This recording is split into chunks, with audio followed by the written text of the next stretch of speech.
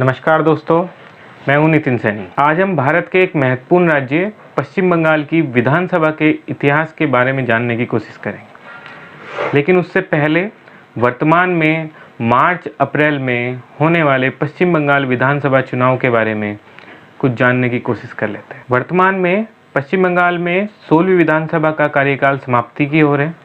इस 16वीं विधानसभा में अध्यक्ष की भूमिका निभाई है विमान बनर्जी ने, जो कि तृणमूल कांग्रेस से संबंधित है।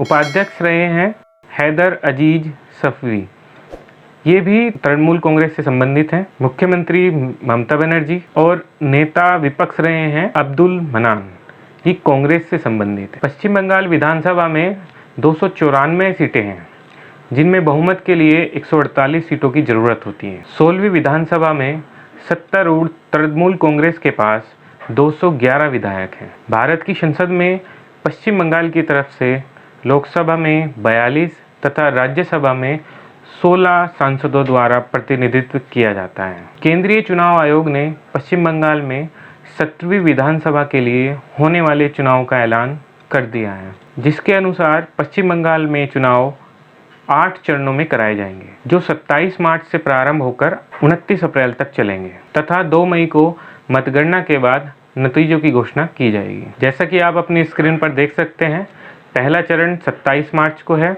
8वां चरण 29 अप्रैल को है, मतगणना 2 मई को होगी। चलिए अब जान लेते हैं पश्चिम बंगाल की विधानसभा के इतिहास के बारे में।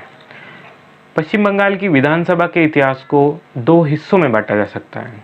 पहला वो हिस्सा जो स्वतंत्रता प्राप्ति से पहला है और दूसरा वह हिस्सा जो स्वतंत्रता प्राप्ति के बाद घटित हुआ है।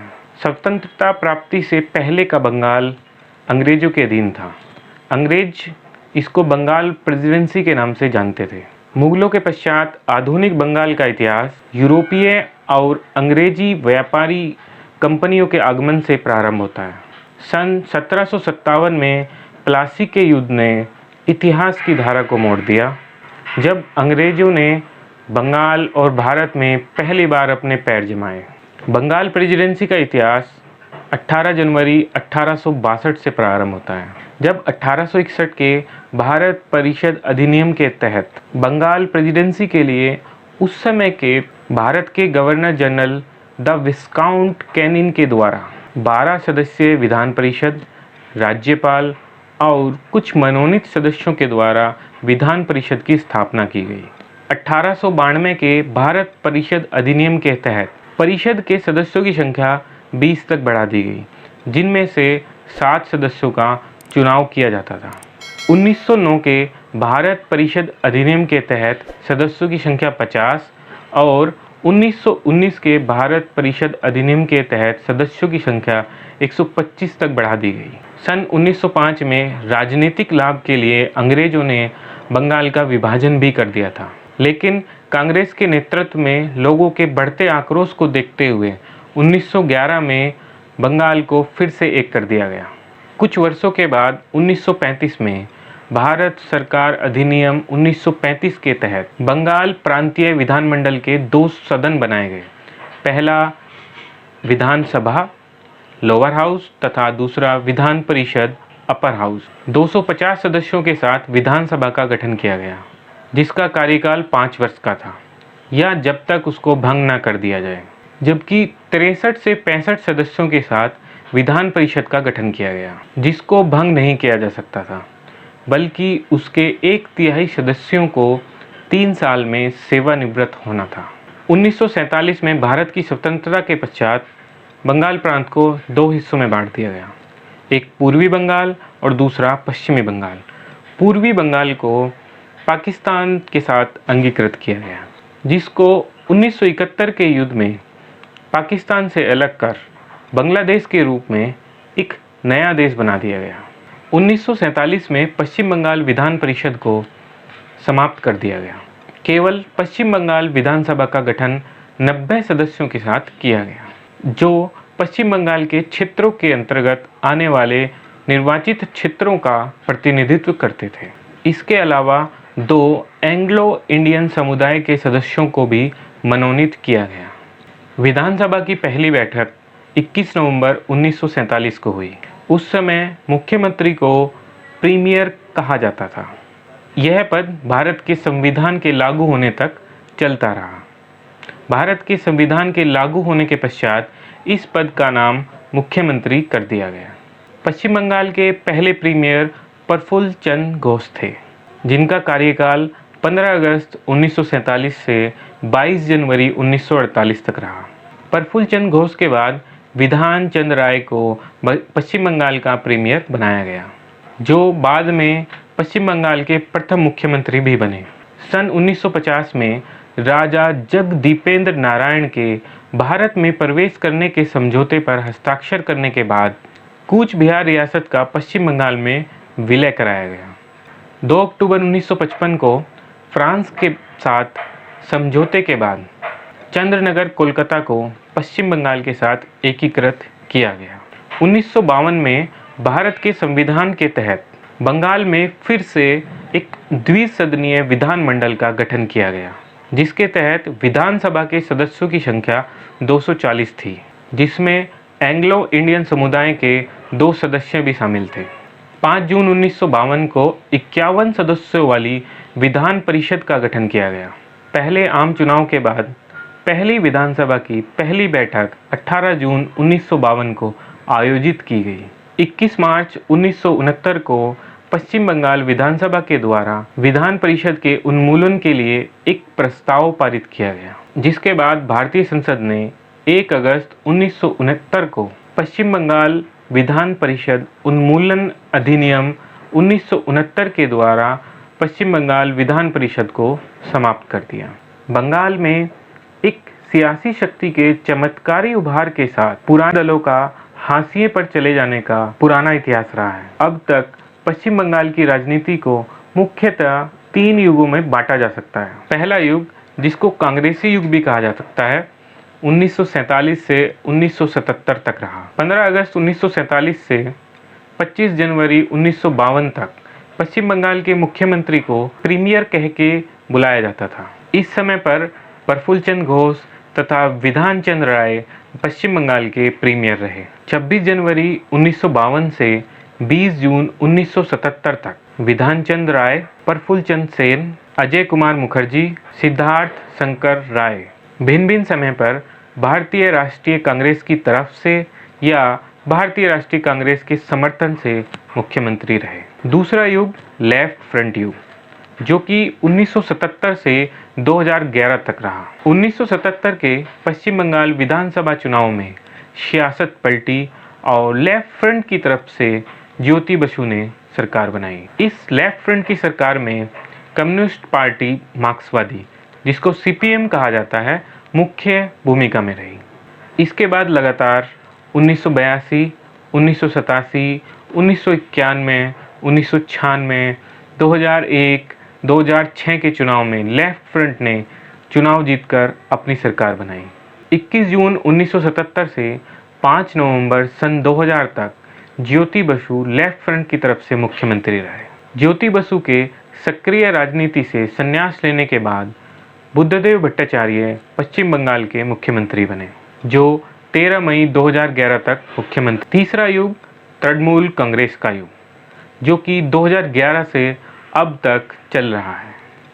2007 की नंदीग्राम की पुलिस फायरिंग का बंगाल की सियासत पर गहरा प्रभाव पड़ा, जिसके बाद पश्चिम बंगाल के कई लेखक, कवि, कलाकार और शिक्षा शास्त्रियों ने पश्चिम बंगाल सरकार का कड़ा विरोध किया।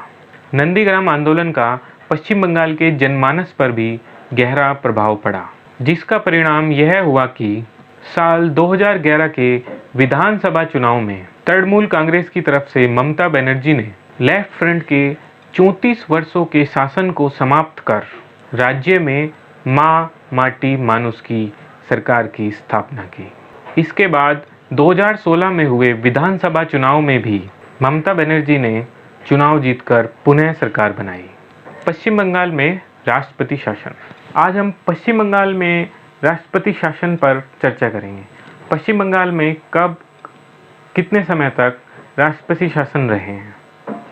स्वतंत्रता प्राप्ति के बाद 1947 से अब तक कुल मिलाकर 5 बार पश्चिम बंगाल में राष्ट्रपति शासन लगाया गया है। पहली बार 1 जुलाई 1962 को राष्ट्रपति शासन लगाया गया था, जो कि 7 जुलाई 1962 तक रहा। 1 जुलाई 1962 को उस समय के पश्चिम बंगाल के मुख्यमंत्री विधान चंद्र राय की मृत्यु के पश्चात पश्चिम बंगाल में राष्ट्रपति शासन लगाया गया। 7 जुलाई 1962 को प्रफुल्ल चंद्र सेन के मुख्यमंत्री पद की शपथ लेने के पश्चात यह राष्ट्रपति शासन समाप्त कर दिया गया।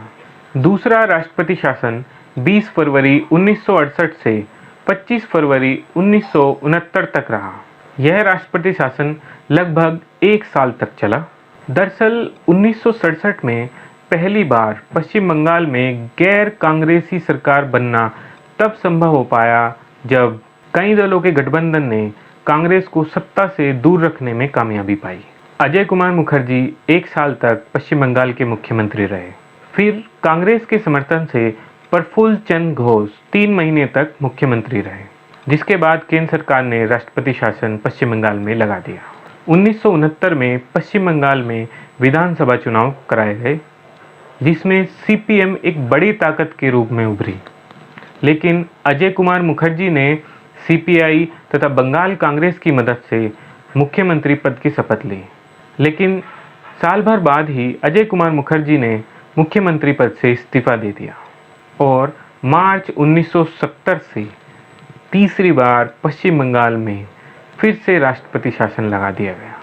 राष्ट्रपति शासन के बाद 2 अप्रैल 1971 को अजय कुमार मुखर्जी ने बंगाल कांग्रेस का विलय भारतीय राष्ट्रीय कांग्रेस में कर मुख्यमंत्री पद की शपथ ली। लेकिन इस बार अजय कुमार मुखर्जी केवल 2.5 महीने के लिए ही पश्चिम बंगाल के मुख्यमंत्री रहे और जिसके बाद पश्चिम बंगाल में फिर से राष्ट्रपति शासन लगा दिया गया, जो 9 महीने तक चला। यह सूबे में लगा चौथा राष्ट्रपति शासन था। 1972 के पश्चिम बंगाल विधानसभा चुनाव में जबरदस्त जीत के साथ भारतीय राष्ट्रीय कांग्रेस सत्ता में लौटी। 280 सीटों में से 216 सीटें जीतकर सिद्धार्थ शंकर राय पश्चिम बंगाल के मुख्यमंत्री बने। 25 जून 1975 को तत्कालीन केंद्र सरकार ने देश भर में राष्ट्रीय आपातकाल घोषित कर दिया। सिद्धार्थ शंकर राय राष्ट्रीय आपातकाल के दौरान पश्चिम बंगाल के मुख्यमंत्री थे। कहा जाता है कि इंदिरा गांधी उनकी सलाह पर काफ़ी निर्भर रहती थी। 5वां राष्ट्रपति शासन पश्चिम बंगाल में 21 जून 1977 को राष्ट्रीय आपातकाल समाप्त हो जाने के पश्चात 1977 के आम चुनाव में जनता पार्टी ने कांग्रेस को बुरी तरीके से हराया। सत्तारूढ़ होने के बाद जनता पार्टी ने उन 9 राज्यों में विधानसभाएं भंग कर दी जहां कांग्रेस को लोकसभा चुनाव में नुकसान हुआ था। पश्चिम बंगाल भी उन्हीं 9 राज्यों में से एक था। तत्कालीन पश्चिम बंगाल सरकार सुप्रीम कोर्ट भी पहुंची, लेकिन सुप्रीम कोर्ट की तरफ से पश्चिम बंगाल सरकार को कोई मदद नहीं दी गई। नतीजन 30 अप्रैल 1977 को पश्चिम बंगाल में 5वां राष्ट्रपति शासन लगा दिया गया। इसके बाद हुए पश्चिम बंगाल विधानसभा चुनाव 1977 में कम्युनिस्ट पार्टी मार्क्सवादी के नेतृत्व में वाम दलों ने 245 सीटें जीती, जिससे वाम मोर्चे को पूर्ण बहुमत हासिल हुआ। 20 जून 1977 को पहली वाम मोर्चा सरकार की पश्चिम बंगाल में स्थापना हुई और ज्योति बसु को मुख्यमंत्री बनाया गया। इसके बाद पश्चिम बंगाल ने 23 वर्षों तक ज्योति बसु शासन देखा। इस ज्योति बसु शासन के बाद बुद्धदेव भट्टाचार्य पश्चिम बंगाल के मुख्यमंत्री बने और फिर ममता बनर्जी। अभी तक पश्चिम बंगाल में यही 5 राष्ट्रपति शासन रहे हैं। उम्मीद है कि हमारी यह वीडियो आपको पसंद आई होगी। इसी तरह की अन्य वीडियो लगातार देखते रहने के लिए हमारे चैनल को सब्सक्राइब करना ना भूलें। धन्यवाद।